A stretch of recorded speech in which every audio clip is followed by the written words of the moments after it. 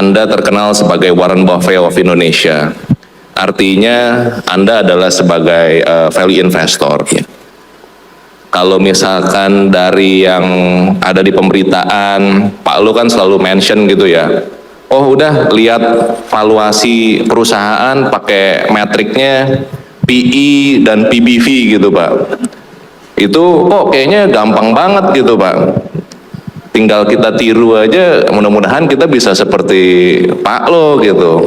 Nah itu kenapa sih Pak pilih PE dan PBV dan kenapa itu sangat efektif gitu?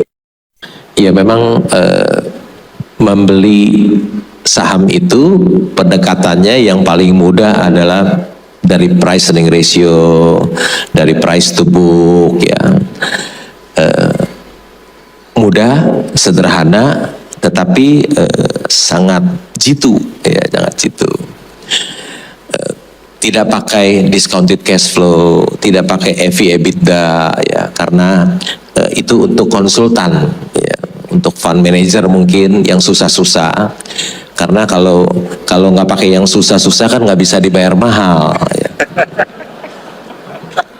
Padahal bagi seorang investor yang gampang aja itu ya, tapi masih ingat, simple is perfect, yang sederhana itu yang sempurna ya. Tapi meskipun kita tahu membeli lihat hanya price earning ratio, price to book, tapi banyak orang tidak mau mengikutinya. Tetap saja dia bandel beli yang price to book tinggi 4 kali nilai buku atau PI 18 kali, padahal yang PI 2 kali ada, yang price to book di bawah 1 juga ada ya.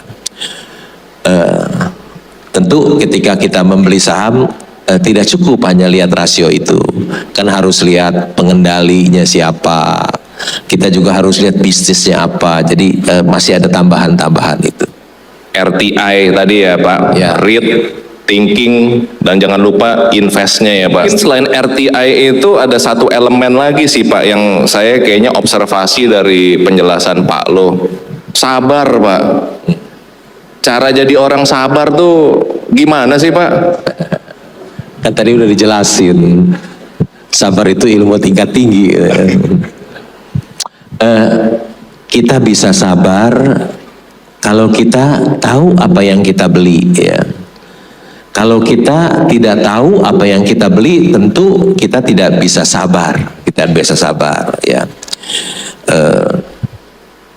Brand or emotion, tentu 100% brand, not emotion ya. Jadi kalau kita tahu bahwa kita punya ini mercy harga bajai, tentu kita dapat sabar menunggu. Orang yang tidak dapat sabar itu karena dia tidak tahu apa yang dia beli ya. Dia beli hanya rekomendasi dari teman, dari pialangnya, dari tukang pom-pom, dari influencer. Tentu dia nggak tahu apa yang dia beli kucing dalam karung, sehingga dia tidak bisa bersabar. Oke, Bapak Lo Keng Hong, terima kasih Pak atas tips untuk menjadi orang yang lebih sabar lagi Pak.